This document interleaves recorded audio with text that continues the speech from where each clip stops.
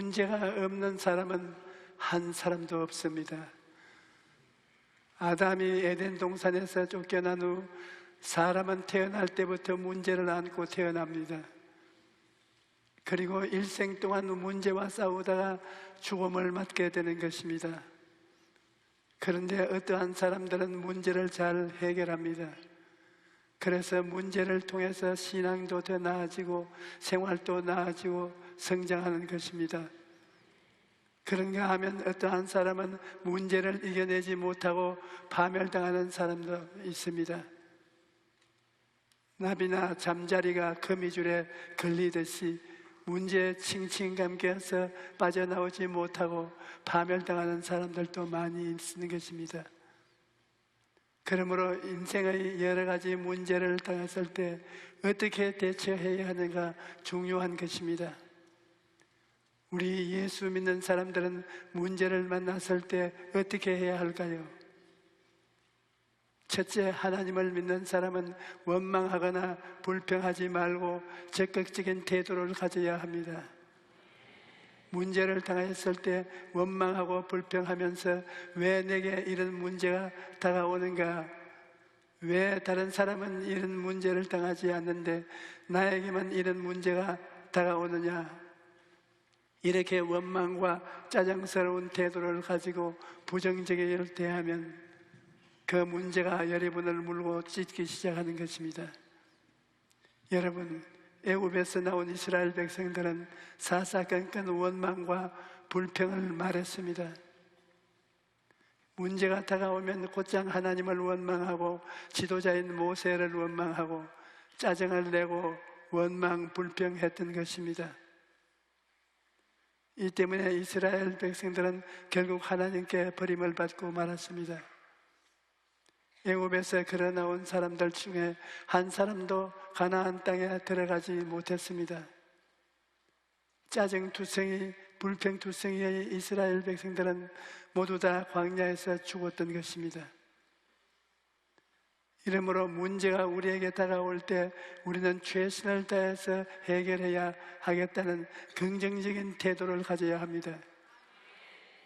인생에 문제가 있는 것은 당연한 일입니다. 왜 다른 사람에게는 안 다가오는데 나에게만 이런 일이 다가오느냐? 그것은 물을 필요가 없습니다.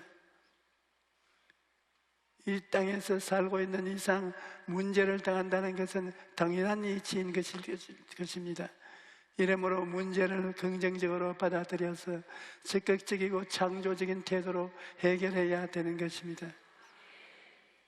이스라엘 백성들이 가나안에 들어가기 전 모세가 12 정탐꾼을 통해서 가나안 땅을 정탐하러 보냈는데 그들이 돌아와서 아주 부정적인 보고를 했습니다. 우리가 가서 본 땅은 백성이 신장이 장대한 자들이며 스스로 보기에도 메뚜기가 같더라. 하나님이 우리를 그 땅으로 인도하여 딱 아래 쓰러지게 하려 하는가? 거기에 갔다가는 우리가 처자가 사로잡힐 것인즉 차라리 애굽으로 돌아가는 것이 낫겠다. 그렇게 보고한 것입니다. 그러자 백성들이 그 말을 듣고 땅을 치고 통곡하면서 하나님을 원망하고 모세를 원망했습니다. 그러나 여호수아와 갈렙은 우리가 정탐한 땅은 심히 아름다운 땅이다. 야훼께서 우리를 기뻐하시면 우리를 그 땅으로 인도하여 들이시고 그 땅을 우리에게 주시리라고. 그 땅 백성은 두려워하지 말라. 그들은 우리의 밥이다. 그렇게 말할 것입니다. 그래서 말을 듣고 온 회중이 여호수아와 갈렙을 돌로 치려고 할 때 하나님의 영광이 회막에 나타나셨습니다. 하나님께서는 내 영광과 애굽과 광야에서 행한 내 이적을 보고서도 이같이 10번이나 나를 시험하고 내 목소리를 청종하지 아니한 그 사람들은 내가 그들의 조상들에게 맹세한 땅을 결단코 보지 못할 것이요 또 나를 멸시하는 사람은 한 사람도 그것을 보지 못하리라 말씀하셨습니다. 이 말씀대로 이스라엘 백성들은 광야에서 방황하다 다 죽고 말았습니다. 가나안 땅에 들어간 사람은 여호수아와 갈렙 그리고 이스라엘 백성의 2세대일 뿐이었습니다. 이러므로 여러분, 문제를 당했을 때 우리가 어떤 마음의 자세와 태도를 가지는가요? 이것이 우리의 미래를 결정하는 중요한 관건이 되는 것입니다. 예수님을 믿지 않는 사람들은 문제를 당했을 때 인간의 수단과 방법으로 해결하려고 합니다. 그러나 예수님을 믿는 사람은 먼저 하나님을 바라보고 그 다음에 문제를 바라보아야 합니다. 그러면 하나님께서 해결할 방법을 주시는 것입니다. 우리 예수 믿는 사람이 안 믿는 사람과 다른 것은 우리는 하늘에 속한 사람들일 것입니다. 우리는 천국의 시민권을 가진 사람입니다. 그렇기 때문에 문제를 당하면 하나님의 지혜와 지식과 총명을 받고 그 능력으로 땅의 문제를 해결하는 것입니다. 이것이 우리가 가져야 될 태도인 것입니다. 여러분, 그러기에 우리는 문제를 당할 때 성경을 보고 새벽 기도를 하고 철야 기도를 하고 금식 기도도 하면서 하나님을 바라보아야 되는 것입니다. 하나님을 바라보고 하나님의 말씀을 들고 하나님을 의지하면 하나님의 능력을 힘입어서 세상의 모든 문제가 해결될 수 있는 것입니다. 성도 여러분, 사람에게는 불가능하나 하나님께는 능치 못한 심이 없습니다. 사람에게는 해결 방법이 없는 하나님에게는 해결 방법이 있는 것입니다. 그러므로 우리는 언제든지 하나님을 바라보아야 하는 것입니다. 여러분, 하나님은 우리 인생의 문제에 깊은 관심을 갖고 계십니다. 어떤 사람은 천지와 만물을 지으신 하나님께서는 인생의 사소한 문제에는 관심을 두지 않는 줄 생각합니다. 그러나 그것은 잘못된 생각입니다. 하나님께서는 성도 한 사람 한 사람에 대해 깊은 관심을 가지고 계십니다. 이스라엘 백성들이 광야를 지날 때 하나님께서 메추라기와 만나를 먹이시고 반석에서 물을 내어 마시게 하셨습니다. 뿐만 아니라 신명기 29장 5절을 보면 주께서 40년 동안 너희를 광야에서 인도하게 하셨거니와 너희 몸의 옷이 낡아지지 아니하게 하셨고 너희 발의 신이 휘어지지 아니하게 하셨다고 말하셨습니다. 그러므로 하나님께서는 우리의 먹고 사는 문제에 깊은 관심을 갖고 계신 것입니다. 오늘날도 우리가 인생이라는 광야를 걸어갈 때 하나님께서 친히 우리를 먹이시고 입히시고 돌보시는 것입니다. 예수님께서는 너희는 무엇을 먹을까 무엇을 마실까 하여 구하지 말라 근심하지도 말라. 이 모든 것은 세상사 백성들이 구하는 것이라고 너희 아버지께서는 이런 것이 너희에게 있어야 할 것을 아시느니라고 말씀하셨습니다. 문제로 있을 때 하나님은 그 문제를 해결할 길도 이미 예비해 놓으신 것입니다. 원망이나 불평하는 사람은 그 길을 알지 못합니다. 그러나 기도하는 사람은 성령께서 길을 가르쳐 주시기 때문에 문제에 대한 해답을 발견할 수가 있는 것입니다. 그러므로 여러분, 문제를 만났을 때 기도하고 문제를 하나님께 맡겨야 합니다. 예수님께서는 수고하고 무거운 짐진 자들아 다 내게로 오라 내가 너희를 쉬게 하리라 말씀하셨습니다. 우리의 짐을 예수님 앞에 내려놓으면 주님께서 그 짐을 책임져 주시는 것입니다. 여러분, 배에는 식지 한계선이라는 것이 있습니다. 이 선을 보고 짐이 한계를 넘지 않는지 측정하는 것입니다. 만약 이 측지 한계선을 무시하고 더 많은 짐을 짓는다면 결국 배는 가라앉고 맙니다. 인생도 마찬가지입니다. 인생의 짐이 계속 늘어나면 그 무게를 견디지 못하고 결국 무너지고 마는 것입니다.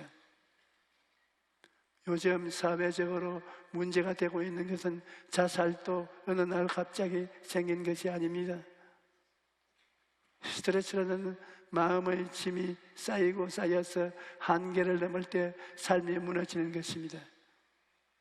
그러므로 수고하고 무거운 짐은 그대로 방치해 두어서는 안 됩니다. 모든 짐을 주님께 맡겨야 하는 것입니다. 오늘날 너무나 많은 사람들이 예수님을 믿으면서도 짐을 안 맡기기 때문에 주님이 안타까워 하시는 것입니다. 하나님께서는 오늘도 우리를 향해 두 팔을 벌리고 모든 짐을 내게 맡기라고 말씀하십니다.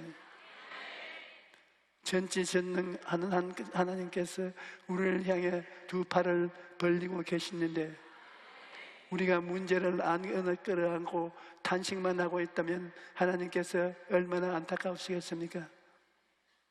시편 55편 22절에 내 짐을 맡기라 그가 너를 붙드시고 의인의 요동함을 영원히 허락하지 아니하리로다라고 말씀합니다. 죽으면 죽고 살면 살고 살든지 죽든지 흥하든지 망하든지 성하든지 쇠하든지 우리가 믿음으로 주님께 맡기면 주님께서 책임을 져주시는 것입니다.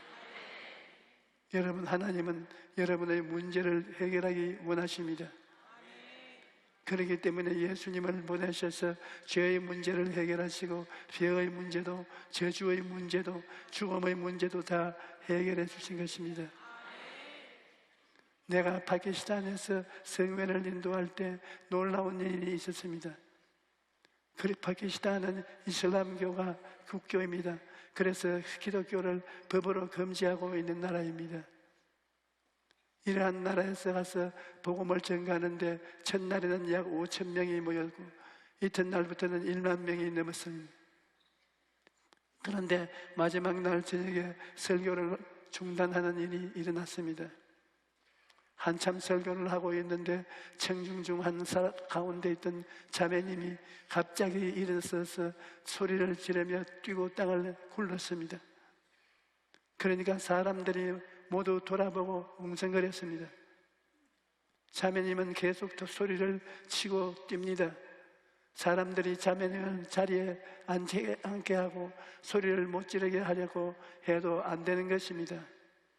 그런데 그때 자매님이 왜 그렇게 소리를 지르며 뛰고 벼 땅에 구르는지 이유를 알아봤더니 태어날 때부터 귀가 먹고 말을 못했는데 그날 귀가 열리고 입이 열렸다는 것입니다.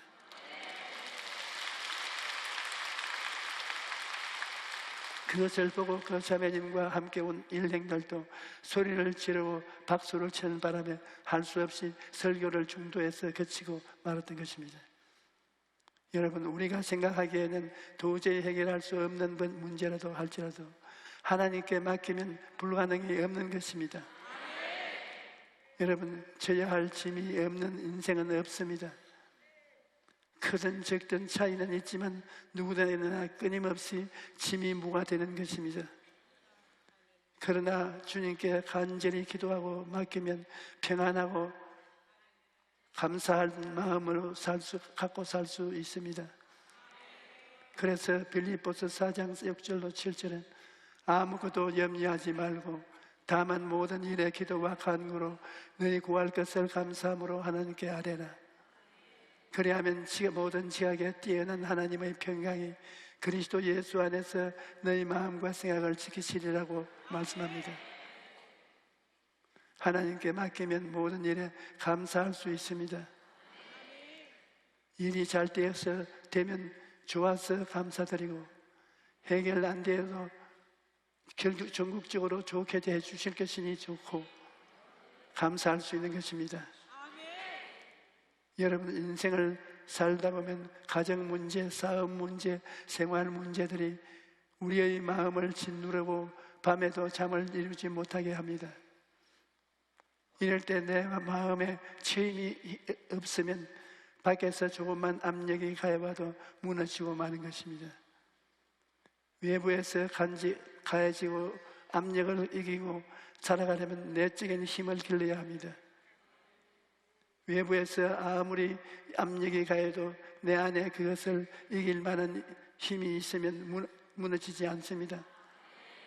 그러면 우리는 어디에서 내적인 힘을 얻을 수가 있을까요? 예수님께서는 이러한 힘을 우리에게 주시겠다고 말씀하셨습니다.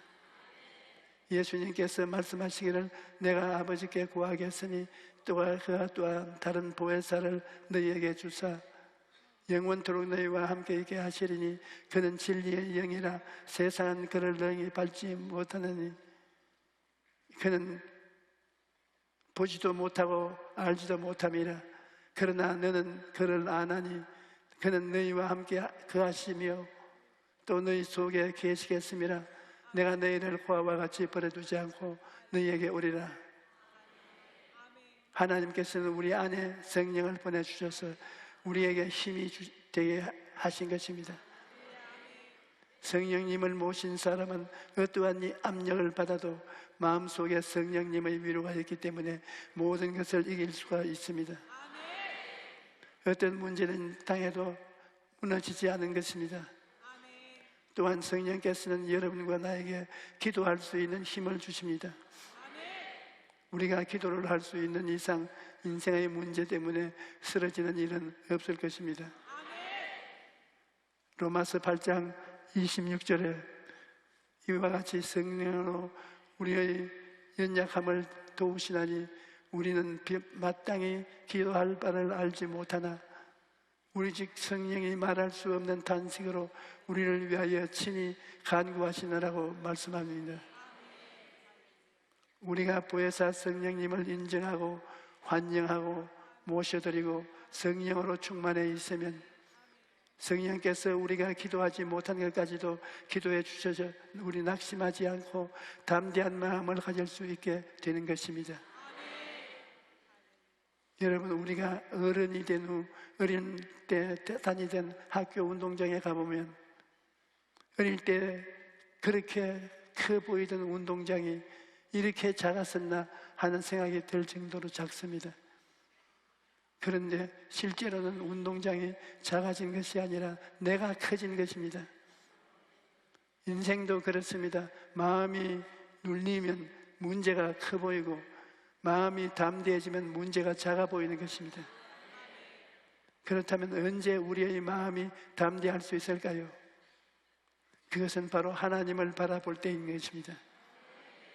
어릴 때 아버지 어깨 위에 무등을 타면 평소에 무섭던 덩치 큰 형들이 하나도 무섭지 않습니다. 그런데 하나님께서도 우리를 업어준다고 말씀하십니다. 이사야서 46장 4절에 너희가 노년에 이르기까지 내가 그리하겠고 백발이 되기까지 내가 너희를 품에 품을 것이라. 내가 지었은즉 내가 업을 것이요 내가 품고 구하여 내리라고 말씀하십니다. 여러분이 백발이 될 때까지 하나님께서 여러분을 업고 가신다고 약속하셨습니다. 여러분은 모두 하나님을 믿고 바라보고 언제나 강하고 담대한 마음을 가지시기를 주님 이름으로 축원합니다. 할렐루야.